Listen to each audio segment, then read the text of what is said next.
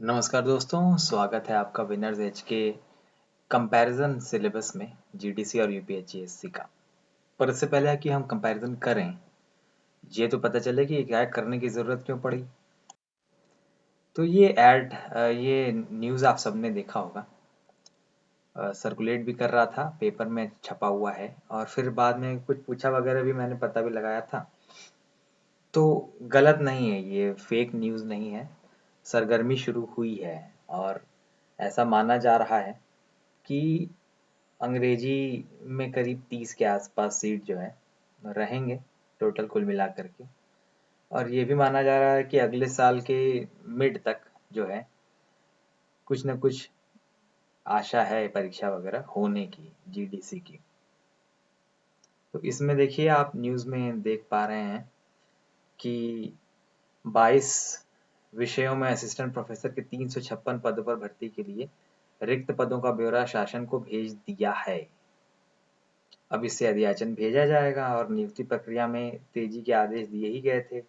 Added कॉलेजों में हम जानते ही हैं कि सब कुछ पूरा हो चुका है। आयोग ने 2020 में 128 पद के लिए आवेदन मांगा था, उसमें आवेदन वगैरह हुआ, अब तो फाइनल इंग्लिश में हो भी चुका है और अब बारी है 22-23 के बीच में जो है इसके निकलने की।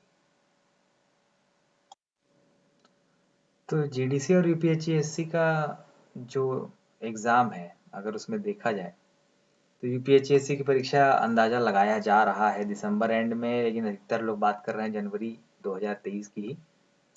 तो अगर जनवरी 2023 में हुआ एग्ज़ाम या जनवरी एंड में या फरवरी में भी मान लीजिए चला जाता है, 2-3 महीने के अंदर अंदर जैसा हम पैटर्न देख रहे हैं तो इंटरव्यू भी करवाने का प्रोसेस शुरू हो जाता ही है।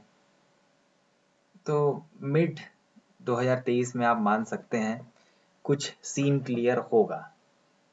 लेकिन अगर मिड 2023 तक यूपीएससी की जो लोग तैयारी कर रहे हैं इस समय, वो लोग रिटर्न देने के बाद मिड 2023 तक इंतज़ार ही करते रह जाएं, तो थोड़ी समस्या है।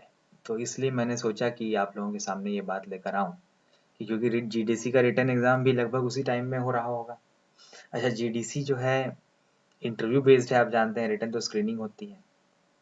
तो कोई स्ट्रेटजी बनानी चाहिए कि यूपीएससी की इंटरव्यू की तैयारी होती रहे, जीडीसी के रिटर्न एग्ज़ाम की भी तैयारी हो जाए और एक से दूसरे को कोई नुकसान ना हो, बल्कि दोनों से एक दूसरे को फ़ायदा हो।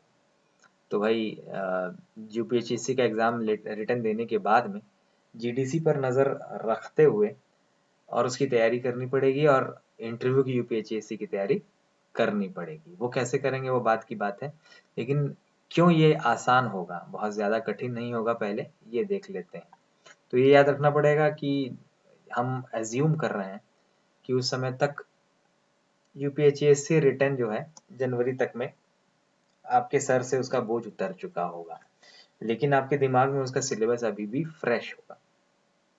अब यूपीएससी इंटरव्यू की तैयारी आपको करनी ही है, तो मतलब यूपीएससी का जो आपने सिलेबस याद किया था वो सारा ये दिमाग में फ्रेश रखते ही हुए उसको रिवाइज करते करते करते साथ में आपको थोड़ी डेप्थ भी बढ़ानी पड़ेगी इंटरव्यू के लिए। आप जानते हैं इंटरव्यू में रिटर्न जैसे प्रश्न नहीं पूछे जाते हैं, उसमें 360 डिग्री टाइप का एनालिसिस होता है और डेप्थ भी होती है, प्लस रिसर्च वगैरह में भी ओरिएंटेशन होता है, जनरल क्वेश्चंस भी होते हैं। तो यूपीएससी इंटरव्यू की तैयारी तो आप करेंगे ही, उसके लिए अपना कंटेंट आप याद रखेंगे ही। तो अब अगर हम जीडीसी का सिलेबस देखें और पैरेलल इसमें हम देख पाएँ, तो जीडीसी के लिए आपको थोड़ी-सी ही एक्स्ट्रा तैयारी करनी पड़ रही है। तो पहले सिलेबस देखते हैं। ध्यान से देखिए कि यूनिट 1 का जो सिलेबस है जीडीसी का और यूपीएससी का है, कोई अंतर है नहीं, बस एक पोस्ट मॉडर्न पीरियड यूपीएससी वाले में एक्स्ट्रा है। 20वीं शताब्दी में अगर आप कहें तो मॉडर्न पीरियड बीच तक आ जाता है और उसके बाद पोस्ट मॉडर्न भी लगभग खत्म हो ही जाता है 20वीं में और थोड़ा सा आता है 21वीं में। तो एक ही सिलेबस माना जा सकता है। टेक्निकली स्पीकिंग जो एच वाला यूपीएससी का टॉपिक है थोड़ा आगे बढ़ जा रहा है। दूसरी यूनिट पोइट्री की यूनिट है जीडीसी में। आप देखिए कि ब्रिटिश पोइट्री का जो यूनिट है चौथा वाला यूपीएससी में, वो शुरू हो रहा है पूरा चौसर से। तो जीडीसी में जहाँ तक देखा जाए तो चौसर स्पेंसर है ही नहीं। डन में कैनोनाइजेशन और वैलेडिक्शन फॉरबिडिंग मॉर्निंग कॉमन है, डन में 2 पोएम्स जीडीसी और यूपीएचएससी की कॉमन है। फिर वैलिडेशन पे 3 और पोएम्स हैं जो आप ये देख पा रहे हैं कि यूपीएचएससी में नहीं है। तो ये 3 पोएम्स आपको, ये अब तक पहली बार एक चीज मिली जो 3 पोएम्स जो अलग हैं। पोप में आप देखिए रेप ऑफ द लॉक यहाँ भी है, यहाँ भी है। पोप के पहले ड्राइडन मिल्टन एकदम छोड़ ही दिया गया है जीडीसी के सिलेबस में। और पोप के बाद देखिए ब्लेक छोड़ दिया गया है और ग्रे छोड़ दिया गया है जीडीसी के सिलेबस में, और सीधा विलियम वर्ड्सवर्थ पे आ जाते हैं। वर्ड्सवर्थ में टिंटन एवे और प्रिल्यूड यूपीएचएससी में आपने तैयार किया ही होगा। यहाँ पर प्रिल्यूड हटा दिया गया है, टिंटन एवे अभी भी है, लेकिन इंटीमेशन ऑफ इमॉर्टैलिटी ओड आ गई है और सोनेट ऑन सोनेट आ गया है। बहुत ज्यादा नहीं है, अगर प्रिल्यूड हटा करके इसको डाला है तो सस्ता सौदा रहा। कोलरिज की RAM of the ancient mariner आप देखिए यूपीएचएससी में भी है और जीडीसी में भी है। कुबला खान को हटा करके ओड टू डिजेक्शन डाल दिया है। तो बस एक ये पोएम का अंतर है। शैली में ode to the west wind Adonais England in 1819 है यूपीएचएससी में, ode to the west wind GDC में भी है। एडोनाइज लंबी पोएम है, उसको हटा करके देखिए यहाँ टू अ स्काईलार्क और द इंडियन समर आ गए हैं।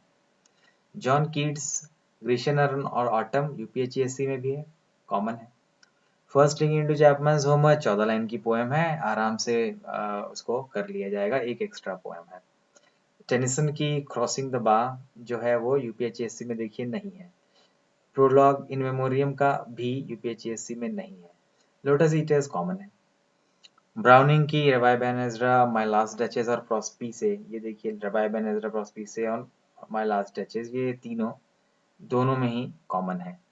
एलियट की द वेस्टलैंड भी कॉमन है। येट्स की the second coming, send to Byzantium and prayer for my daughter, यहाँ पर देखिए ये तीनों कॉमन है। ऑर्डन की in memory of W B Yeats UPHSC में भी है, अननोन सिटीजन यूपीएचएससी में भी, पिटिशन यूपीएचएससी में भी है।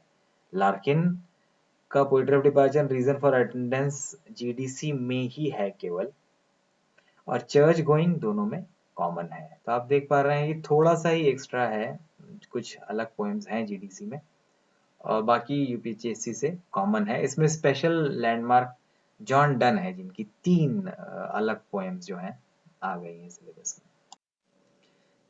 अगला यूनिट जीडीसी का जो है वो ड्रामा का है। ड्रामा में देखिए मार्लो जॉनसन हटा ही दिए, अरे सॉरी मार्लो हटा ही दिए हैं और फिर शेक्सपियर से शुरू किया है इन्होंने।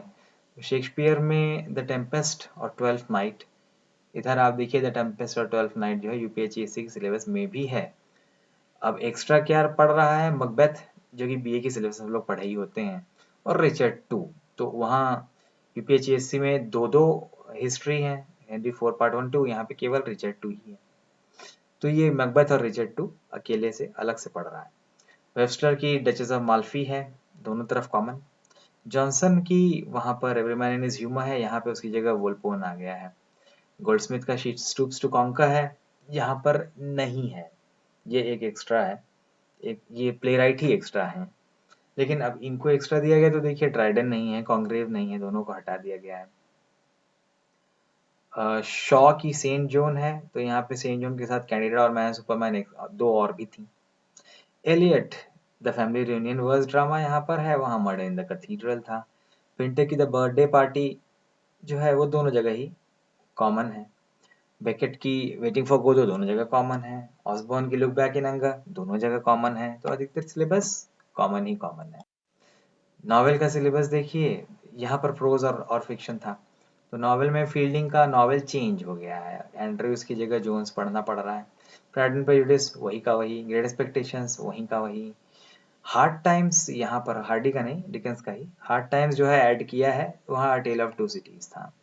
मिसेस डलोवे जो है यहाँ पर है, पहले यूपीएचएससी में था, अब नहीं है वर्जीनिया वुल्फ का कुछ भी, तो ये एक एक्स्ट्रा हो गया। फॉरेस्टर भी एक्स्ट्रा है, पैसेज टू इंडिया, लेकिन वो एमए के सिलेबस में लोग कवर किए रहते हैं। मिसेस फ्लोवर फॉरेस्टर ज्यादा उतनी परेशानी है नहीं।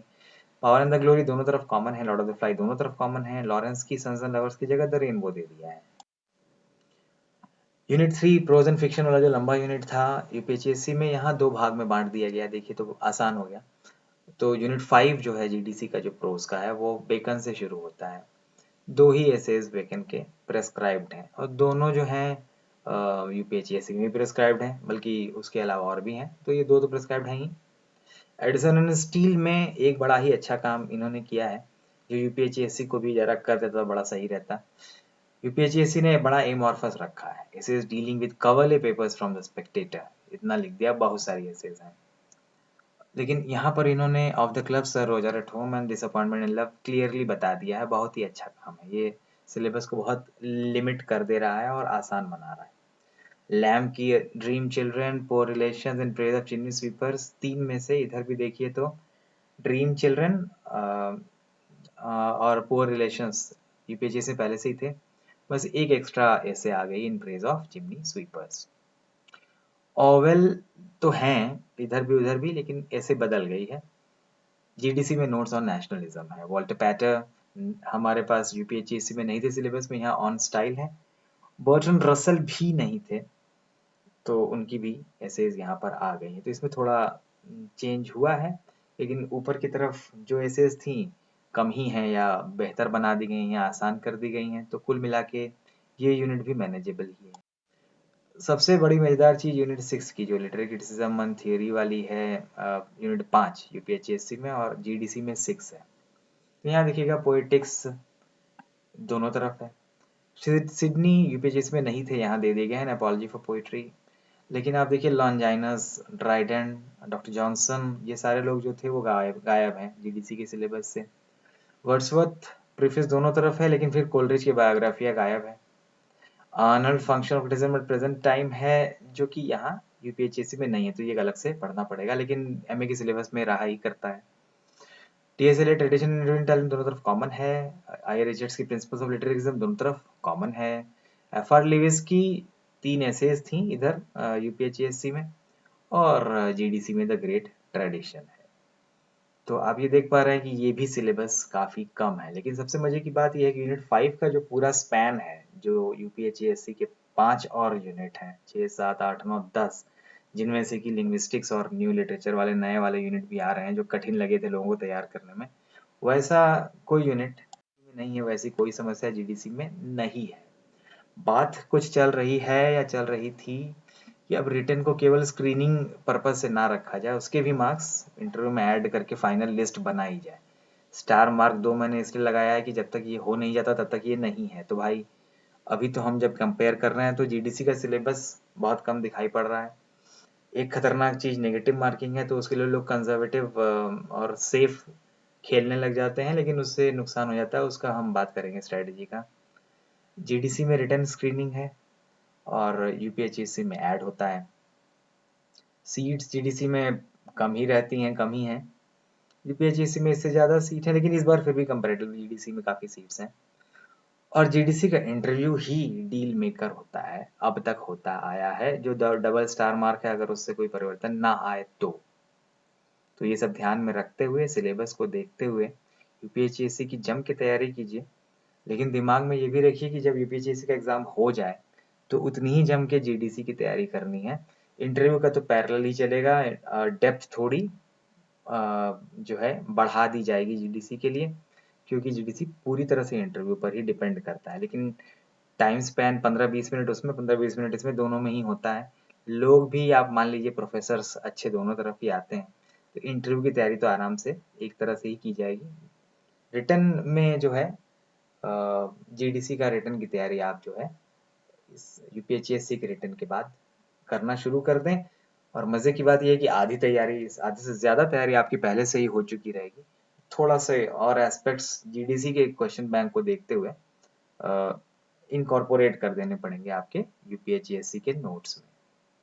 तो मिलते हैं फिर और आइडियाज के साथ अगली बार।